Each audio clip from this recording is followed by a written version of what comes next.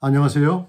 지난 1월 22일 트럼프가 대통령에 취임한 후 현재까지 한 2달 반 정도가 지났는데 그 짧은 기간에 트럼프는 지속적으로 관세를 확대 발표했습니다. 그래서 글로벌한 관세 융단 폭격을 지금 퍼붓고 있는데요.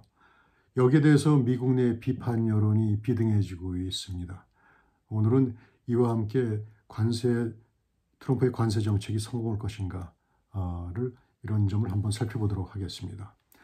1월 20일 취임 직후부터 트럼프는 캐나다, 멕시코, 중국을 대상으로 마약 관세를 취했고요.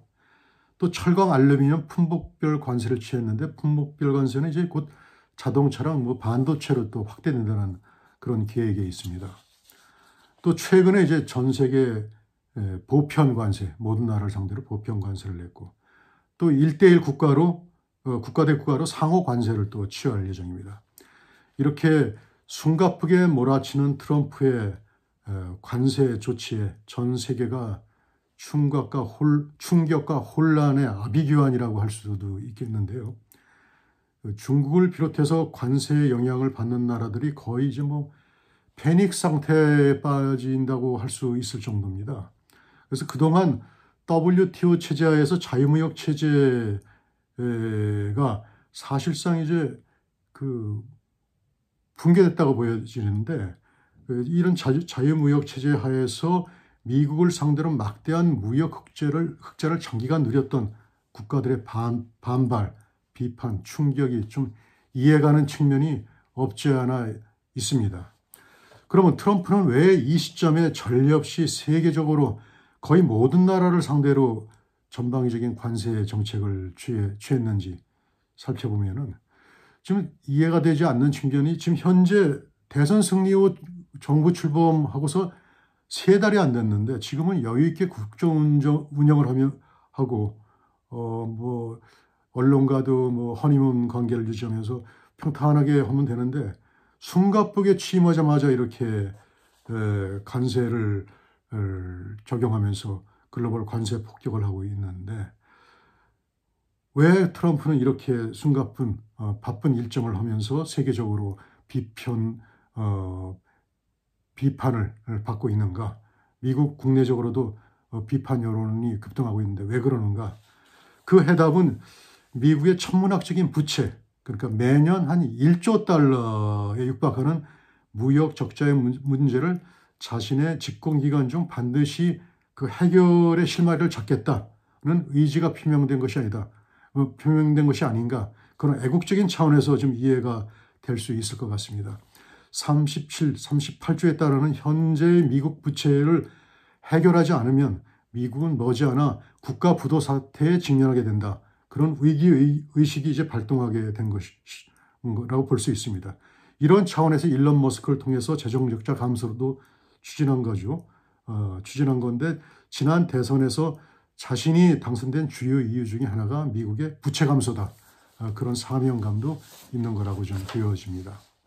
근데 이제 트럼프의 애국적인 진위가 좀 왜곡되는 측면이 있는데 대선 패배로 이제 질이 멸렬한 민주당은 트럼프 관세로 인한 야기된 문제, 천문학적인 월가 주식시장 폭락, 또 인플레가 좀 슬슬 올라가고 있는 거 그런 거를 이제 강조하면서 반 트럼프 세력을 구축하고 정치 공세를 퍼부으면서 민주당이 공화당에 대한 정책의 반격의 실마리를 좀 잡고자 하고 있습니다.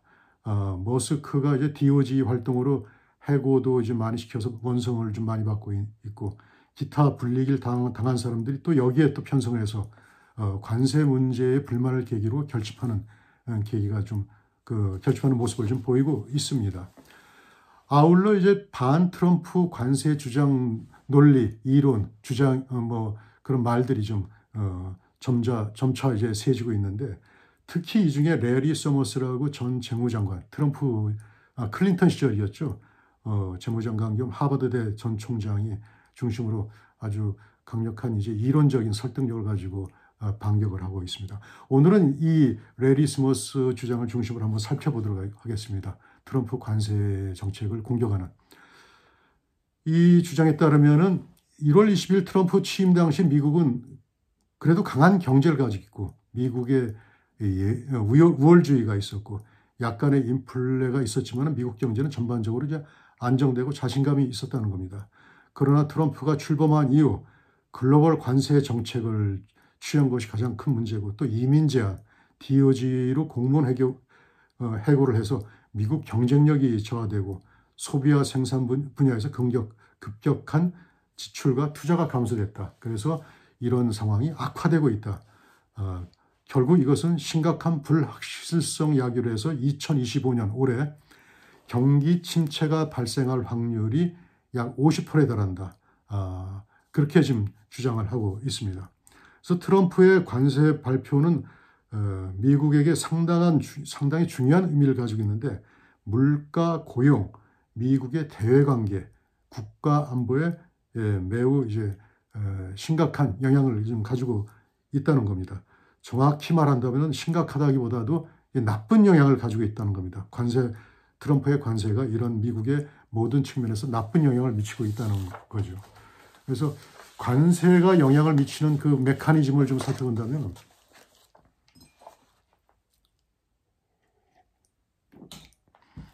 관세가 이제 적용이 되면서 이제 물가가 상승이 됩니다.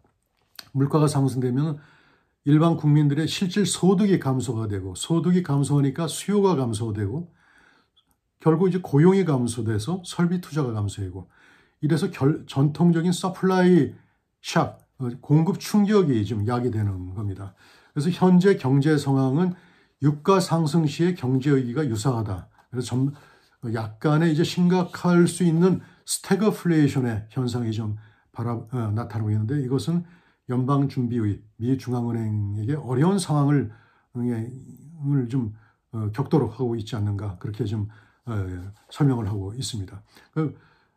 인플레가 상승하면 금리가 상승해야 되고 실업률이 상승하면 금리가 하락을 해서 경제 활동을 독려해야 되는데 스태그플레이션하에서는 인플레 상승과 실업률 상승이 동시에 이루어지니까 이거는 중앙은행으로서도 어떻게 금리를 이용해서 작동할 여지가 뭐 거의 없는 거죠. 올리지도 못하고 내리지도 못하고.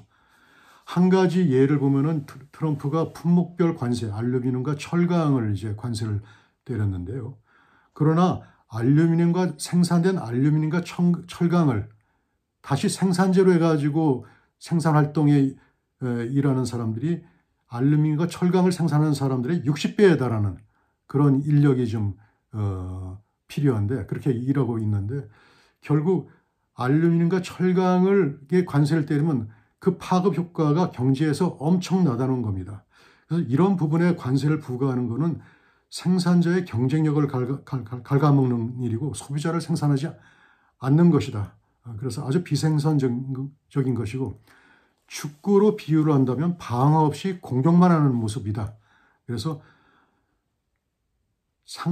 또한 이제 상대가 이제 보복하기 전에 상대 국가가 관세를 해서 보복하기 전에 우선 미국이 자체적으로 해를 입는 상황이 발생할 것이다. 그렇게 얘기를 하고 있습니다. 축구로 말하면 방어 없이 공격을 하기 때문에 철저한 대비 없이 그냥 무조건 공격이 최선의 방어다. 그렇게 생각하고 공격을 한다는 건데 좀 뒤를 생각하지 않고 공격만 한다는 얘기죠. 그래서 캐나다, 유럽, 중국 등에서 다양한 형태의 미국의 관세에 대한 보복 조치가 있을 것이다. 그렇게 좀 지적을 하고 있고요. 그 밖에 심리적인 효과가 큰데 일반인들의 분노, 불만으로 최근에 일론 머스크에 대한 반발 심리가 생겨서 테슬라 불매 운동과 파괴 동향이 좀 보이고 있는데 다른 나라에서도 미국의 관세에 불만을 느끼고 미국 상품 불매 운동을 벌일 수도 있는데 이거는 유가 급등, 지진, 가뭄 등의 사태와 똑같은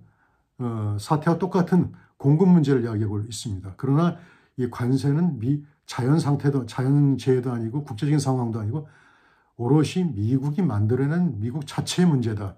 그런 차이가 있다는 겁니다. 그래서 트럼프 취임 시에는 경기 침체 걱정이 없었는데 이제는 관세로 올해 경기 침체가 우려가 커졌는데 앞으로 5년, 10년 단위로 장기 경기 침체, 인플레 우려가 높아져 있는 상태다. 그렇게 지금 보고 있습니다. 트럼프는 이런 관세로 인한 부작용에 대해서 이거는 일시적인 인플레다. 극복하면 별 문제가 아닐 것이다. 그렇게 하고 있는데 반 트럼프 진영에서는 일시적인 인플레는 2021년 이후 바이든 행정부에서 입증되었다시피 결국 경제에서는 좋지 않은 결과를 초래할 수밖에 없다. 그렇게 또 강조하고 있습니다. 또 레리 서머스 등 반인플레 진영은 미국이 이런 상황으로 DOG가 이제 월권하고 그런 상황에서 크로니 캐피탈리즘, 사이비 캐피탈 자본주의가 될 것이 아니게 될까 그렇게 우려하고 있는데 트럼프 정부에 반대하는 기업을 고객으로 둔 로펌을 미국 행정부가 보복하는 그런 사태가 지금 벌어지고 있는데 이거는 아르헨티나 방식이지 미국의 방식이 아니다. 그렇게 또 지적을 하고 있습니다.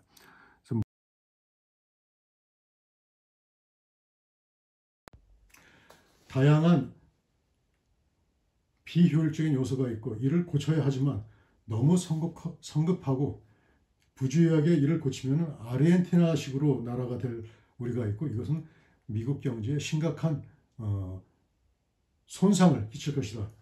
그렇게 좀 지적을 하고 있습니다. 물론 레리 서머스는 트럼프가 하려는 일에도 진실성이 있다. 그거는 인정을 하고 있습니다. 미국의 현재 잠재되어 있는 간과할 수 없는 문제들, 장기간 누적된 연방 정부 내 과소비, 비효율성 문제를 교정해야 되고 국경 관리에도 사실상 문제가 있는 거고 DEI, 다양성, 형평성, 포용성 같은 고용시 능력보다도 이런 DEI를 우선시하는 부적합한 인력을 고용하는 그런 왜곡된 고용 문제도 있었고 과도한 규제로 비효율성이 좀 있었다. 또 외국은 미국을 이용해서 그동안 약탈했다. 이런 문제를 고쳐야 됐다는 당위성도 존재한다는 걸 인정하고 있습니다. 그러나 이런 걸 너무衝動적으로 빠르게 부주의하게 고치면은 복잡한 이해관계가 얽힌 가운데 이거를 추진하면은 미국 경제 시스템에 큰 위험 요소가 초래될 것이다. 그렇게 또 강조하고 있습니다. 또한 이제 미국 자본이 최근에 또 유럽 시장으로 이탈하는 문제를 좀 지적하고 있는데요. 현재 이제 트럼프가 취하는 관세 정책으로 전세적인 그 악영향이 외국 그 좀 불만이 좀 야기되면서 미국 달러화의 세계적인 기축통화 역할이 거기에 대해서 위험 요인이 되고 있다. 그렇게 지금 지적이 되고 있습니다. 달러화는 지난 50년간 국제 무대에서 기축통화의 지위를 누렸는데 지금 중국이나 유럽 등에서 달러화의 그늘에서 벗어나서 스스로 기축통화가 되든지 자기네들끼리 결합을 해가지고 미국 달러의 지위를 끌어내리려는 그런 동향이 있는데 이런 상황에서 관세의 움직임은 관세 정책은 도움이 될 것이 없다. 그러면서 트럼프는 미국의 종면 무조건 다 합법이라는 사고방식을 고쳐야 된다. 그렇게 좀 강조를 하고 있습니다. 그래서 반 트럼프 진영의 학자 전직 관료들은 민주당 친민주당이죠. 이런 진영들은 현재는 뭔가 문제가 터질 것 같은 불안한 상황이다. 그래서 지금은 관세 정책 입장을 바꿔야 된다. 트럼프 행정부가 시장의 반응을 빠르게 파악하고 관세 중심 정책을 포기하는 게 미국에게는 지금 필요한 것이다. 이거는 관세 정책을 포기해야 된다. 거기에 이제 방점이 있는 거라고 좀 보여주고 있습니다. 그렇지만 이제 트럼프로서는 이건 용납할 수 없는 거겠죠. 그리고 또 아울러 반 트럼프 진영은 DOG에 보다 전문 인력이 이르도록 해서 머스크가 자기 IT 분야 전문 인력을 데려와서 기계적으로 공무원을 자르는 그런 식이 아니라 상당히 이제 전문성을 가지고 좀 일을 처리해야 된다. 그래서 공무원 조직을 슬림화시켜야 된다. 그런 걸 강조하고 있는데 만약 이렇게만 하면은 상황은 좀 개선될 수 있다. 그렇지만은 지금은 전례 없는 불확실성과 위험이 잠재된 시기다. 그걸 강조하고 있습니다. 그래서 트럼프 대통령은 선거운동에서 미국 경제를 올바르게 개선한다고는 했으나 현재 상당한 우려스러운 상황이다. 그렇게 지금 지적을 좀 강하게 좀 하고 있습니다. 이런 그 우려에 대해서 트럼프는 현재 문제는 아주 사소한 과도기적인 상황이다. 관세를 적극적으로 추진해서 미국의 무역 적자를 감소시키는 과정에서 나올 수밖에 없는 그런 일시적인 부작용일 뿐이다. 그렇게 좀 보고 있습니다. 그렇지만은 일시적인 부작용을 반 트럼프 진영에서는 일시적인 인플레이션으로 보면서 이것은 과거에서 바이든 정권에서 보였듯이 행정부에서 보였듯이 좋지 않은 거기 때문에 관세 정책을 포기해야 된다. 그렇게 좀 강조하고 있습니다. 그래서 반 트럼프 진영은 현재는 인플레가 상승하고 성장이 후퇴하는 그런 위험한 시기에 있고 공급망이 충격을 받아서 상당히 관세로 인해 가지고 미국 경제가 스스로 상처를 입은 상황이 벌어지고 있는데 이거는 미국의 트럼프의 정책이 점차 잘못된 방향으로 나아간다는 표시다. 그렇게 강조를 하고 트럼프가 불확실성을 제거해주는 그런 정책으로 돌아서야 된다. 그렇게 좀 하고 있습니다. 그런데 이런 반 트럼프 입장에 대해서 좀 이거를 100% 수용한다기보다 이거를 좀 객관적으로 볼 때 이 반 트럼프 입장은 애국적인 그런 성격은 아니고 학문적인 성격인데 그래도 정치적으로 좀 왜곡되어 있는 오염되어 있는 측면도 있다. 친민주당적인 성격이 있다. 그렇게 좀 보여지고 있습니다. 트럼프는 이제 애국적인 충정에서 나와서 관세 정책을 취하면서 책임 있게 좀 정책을 좀 펼쳐나가고 있는데 무책임할 수 있게 보이는 그런 측면에서 반 트럼프 진영은 이렇게 비판을 하고 있다. 그렇게 좀 보여줄 수 있는데 그럼에도 불구하고 반 트럼프 진영의 비판은 경청할 만한 가치가 있는 것이 아닌가 그렇게 지금 보여지고 있습니다. 결론적으로 트럼프가 지속적으로 짧지만 취임이고 2달 반 동안 관세 정책의 글로벌한 그 정책판을 대규모로 키워가면서 지금 미국의 관세 정책은 트럼프 행정부의 성패가 달려있는 중요한 문제로 변질을 하고 커졌습니다. 아울러 공화당 정권 향후 공화당 정권 재창출의 핵심적인 사안으로 또 그 중요성이 막대해졌습니다. 그래서 이런 점에서 볼 때 트럼프 관세 정책이 성공을 해야 될 것으로 보여지는데 트럼프 관세 정책이 성공 여부를 판단할 수 있는 3가지 기준으로 골라서 보면 우선은 무역 적자가 개선이 되어야 되고 인플레가 개선이 되어야 되고 국내 지지 기반이 확대해야 된다는 그 3가지를 들 수 있겠습니다. 이 3가지 조건이 충족되면 트럼프의 관세 정책을 통한 그의 승부사적 기질이 가미된 승부수는 다시 한번 현실적으로 대통령 선거, 대선과 같이 통하면서 공화당의 집권 현장 기반을 강화할 수 있을 것이라고 보여지는데 그렇지 않을 경우 이 3가지 조건을 충족하지 못하고 관세 정책이 실패한 걸로 판명이 될 경우 그쪽으로 나갈 경우 민주당은 트럼프의 실종을 물고 늘어질 것이라고 보여집니다. 그만큼 트럼프의 관세 정책이 앞으로 어떻게 진행될 것인지가 중요하게 좀 보여지는데요. 앞으로 이게 어떻게 전개될 것인지 여러분들과 함께 주의 깊게 살펴봐야 될 것입니다. 살펴봐야 될 것 같습니다. 오늘은 여기까지입니다. 안녕히 계십시오.